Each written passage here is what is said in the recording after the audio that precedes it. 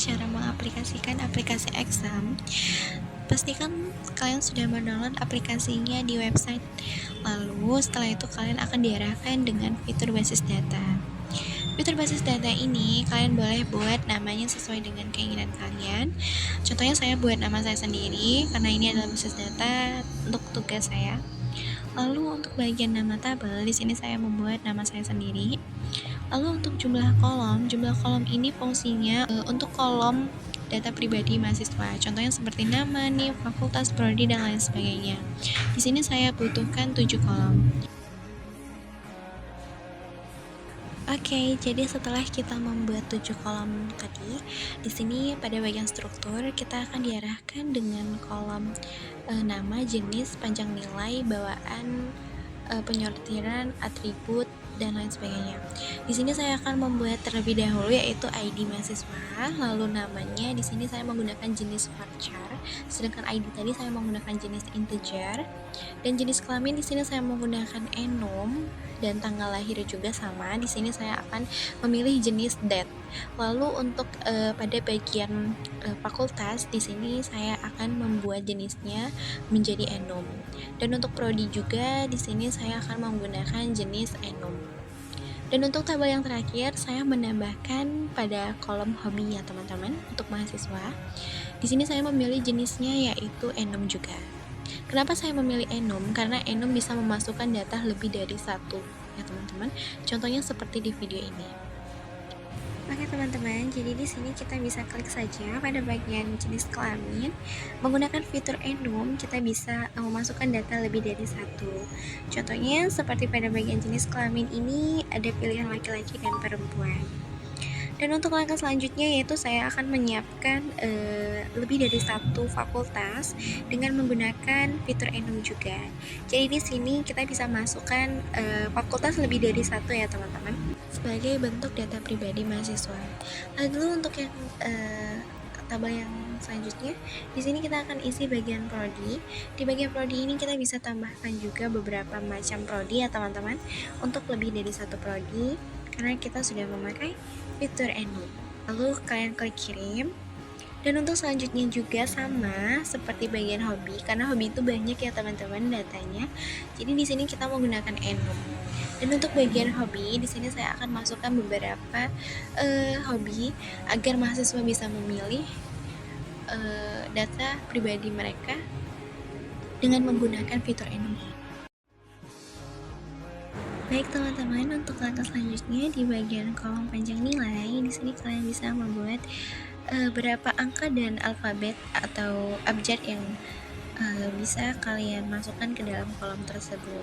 Contohnya seperti tanggal, kan ada tanggal 15, bulan berapa, dan tahun berapa, itu lebih dari 10 angka, jadi kalian bisa lebihkan panjang nilainya. Lalu untuk bagian teks atau indeks ternilai, kalian pilih yang bagian primary, lalu kalian klik kirim. Setelah tabelnya sudah selesai semua terisi seperti pada video di atas, kalian bisa langsung saja klik pada bagian simpan atau bagian save ya teman-teman. Nah, setelah itu di bagian data struktur, di sini sudah tertera nama atau jenis kelamin, tanggal lahir, dan lain sebagainya. Untuk mengisi tabelnya, kalian bisa klik bagian fitur tambahkan. Nah, di sini kan kita sudah buat ID ya teman-teman tadi, nama, jenis kelamin, tanggal lahir, fakultas, prodi, dan hobi. Sini kalian buat saja ID-nya itu yang pertama karena ini data yang pertama. Nah, contoh namanya di sini saya akan menggunakan nama Farah. Lalu jenis kelamin Farah ini perempuan ya teman-teman. Dan untuk tanggal lahirnya, kalian bisa klik bagian kotak kalender. Di sini kalian pilih saja tanggal lahir Farah berapa, tahun dan bulannya ya teman-teman. Bisa kalian pilih sesuai dengan keinginan kalian.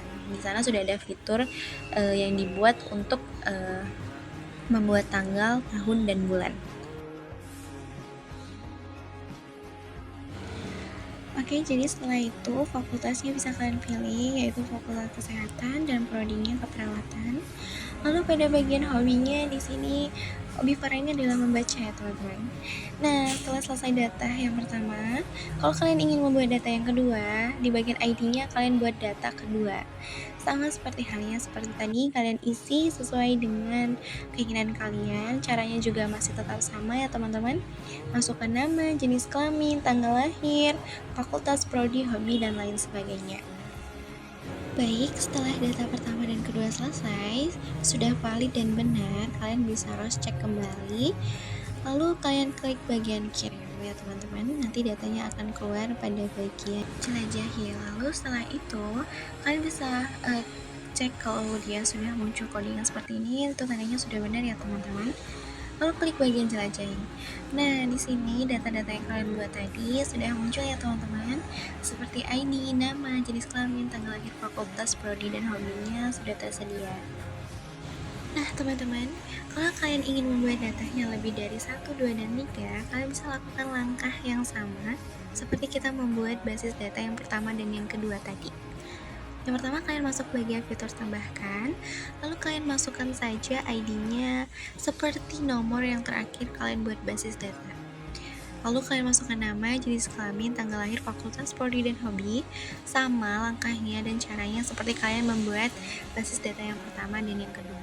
Kalian simak saja video ini, lakukan dan praktikkan.